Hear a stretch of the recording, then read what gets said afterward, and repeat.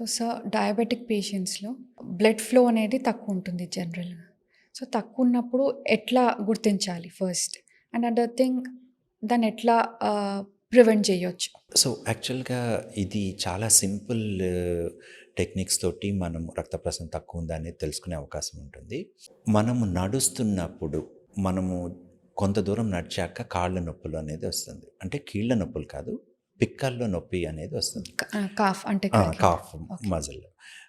So, మనము మామూలుగా ఉన్నప్పుడు మనం కాలుకి, పాదానికి కావాల్సినంత రక్త ప్రసరణ జరుగుతూ ఉంటుంది.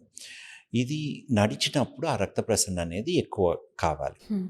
ఈ రక్తము నాళాలు బ్లాక్ ఉన్నవి అంటే రక్త ప్రసరణ సరిగ్గా లేని వాళ్ళలో మనం నడిచినప్పుడు కొంత దూరం నడిచే కొద్దీ వాళ్ళకి కాళ్ళు నొప్పి అవుతుంది. హ్మ్. వాళ్ళు కొంచెం సేపు ఆగి కూర్చున్నాక మళ్ళీ నడవగలుగుతారు. దీన్ని క్లాడికేషన్ పెయిన్ అంటారు. అంటే హార్ట్ అటాక్, హ్మ్. యాంజైనా హ్మ్. ఎలాగో హ్మ్. అలాగే లెగ్ ఏక్ అంటామనమాట దీన్ని. సో, మెయిన్‌గా క్లాడికేషన్ పెయిన్ అంటారు. ఇది మనం ఎంత దూరం నడుస్తాం. కొందరు 1 కిలోమీటర్ నడిచాక రావచ్చు. కొందరికి 100 అడుగులు నడిచాక కూడా రావచ్చు.